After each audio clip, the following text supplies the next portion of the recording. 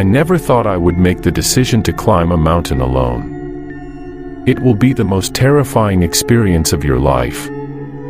I often climb mountains, but this was the first time I tried to climb solo to one of the mountains in West Java which is rarely visited. Mount Kalir, not its real name, but let's call it that. It was Friday. I started from base camp at 9 a.m. Sunny weather. The route is also not difficult. At post 2, I met another group of climbers. They were descending.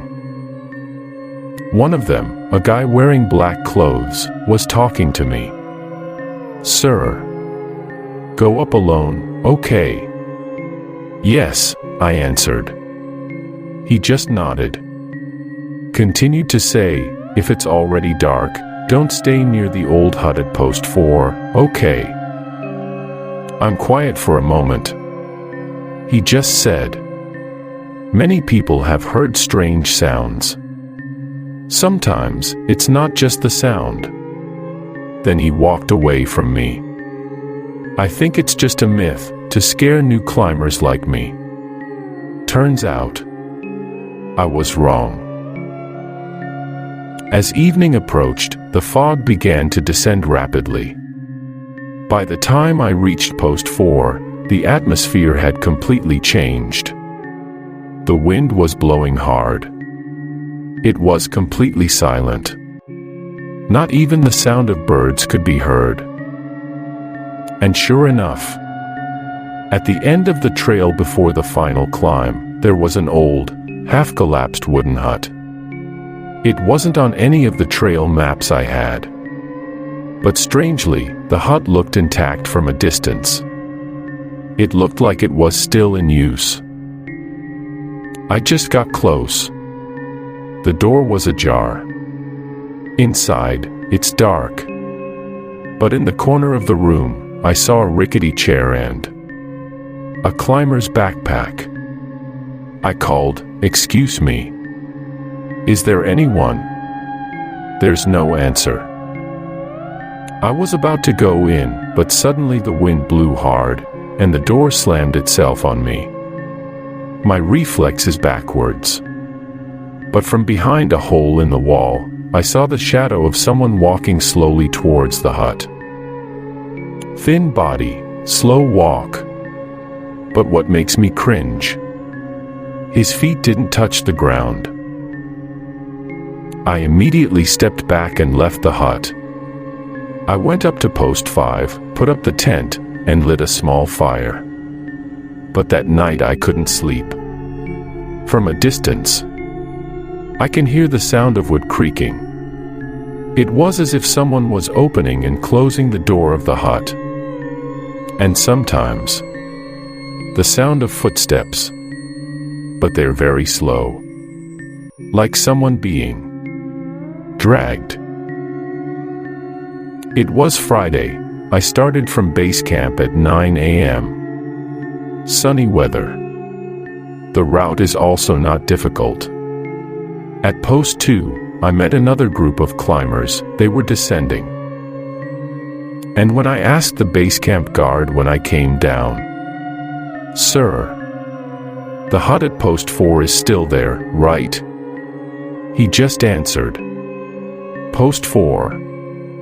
There was never a hut there. If you see it, it means you're close. Close to the one who left that place first." After coming down from post 4, I already felt bad.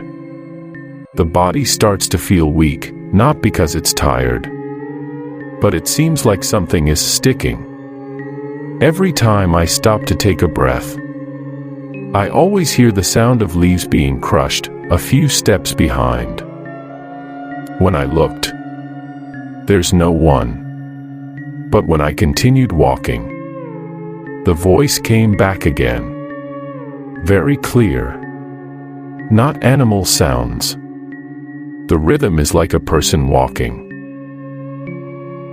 When I arrived at post 2, the last place I met other climbers, I stopped for a moment, sat on a large rock near the path.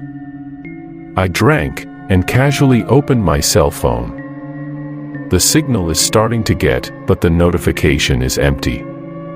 But when I open the photo gallery, there is one strange photo. I didn't take it. The photo is dark, blurry, but you can clearly see my own back from behind. I was completely alone during the climb, and the photo was taken in a place like in front of the old cottage. I stood up hastily to continue descending, but only 5 steps, I heard a voice from behind the bush. "Sir." Girl's voice. Slow, heavy, and hoarse. I looked straight away. There was a woman standing in the middle of the trees. Her hair was so long, it covered her face. Her clothes looked torn. Her hands were thin, pale. But what really made me weak, he was standing exactly where the group of climbers had come down yesterday. The place where I'd chatted with the guy in black. But this wasn't the same person. He whispered again. "Sir, the ones you saw yesterday weren't us. You were the last." I stood stiff. The woman is still behind the tree, his hand slowly pointed towards the path I had been on. But what makes the hairs on the back of my neck rise, his shadow doesn't follow his body movements. The shadow is still, upright. It doesn't shake, it doesn't change. And there are 2. One behind him, and one more behind me. I don't know how, but suddenly the girl's voice stopped, and he disappeared slowly, as if swallowed by fog. I ran downstairs without thinking. But when I got to the steep descent, I slipped, fell quite hard. When I woke up, all the sounds of the forest were gone. And across the path, someone stood. I thought it was another hiker. But he was still. He didn't move at all. He was wearing a tattered jacket, muddy pants, and his face covered with a black cloth. I'm aware. That's the guy who nagged me when I went up. But this time, he didn't speak. He just pointed to the tall tree behind me. On that tree trunk, there are carvings of the names of climbers. I approached it slowly. And at the very bottom, the newest, still wet part, was written my full name, along with the date. I felt goosebumps. I tried to pull away. But the further I walked, the more unsteady the path became. It wasn't a path I knew. Footsteps behind me grew clearer.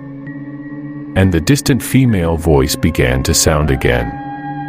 "Sir, you promised you wouldn't leave us alone.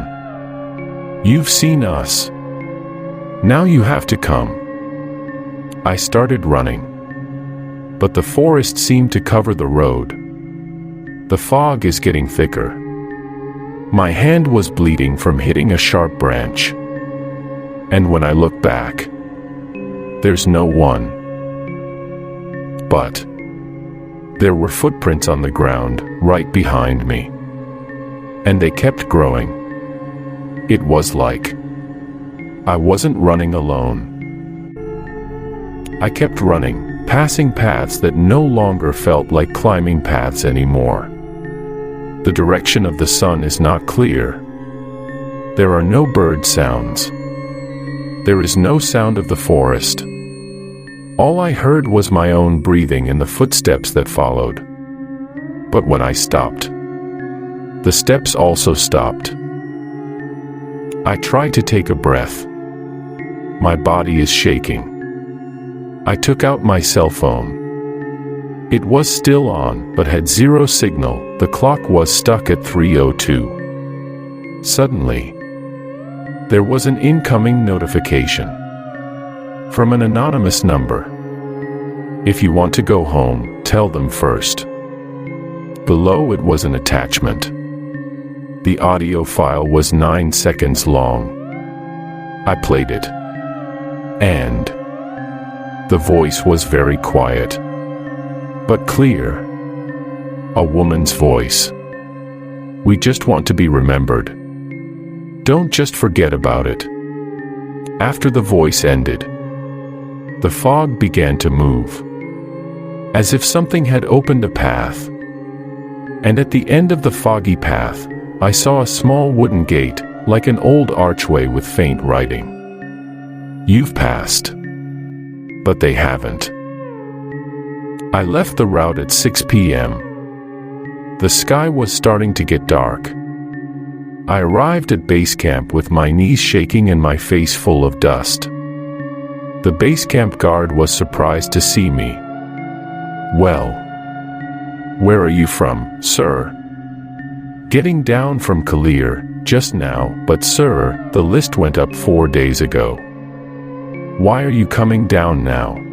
I was shocked. I felt like I'd only been there for 2 days. But they said no other climbers had seen me.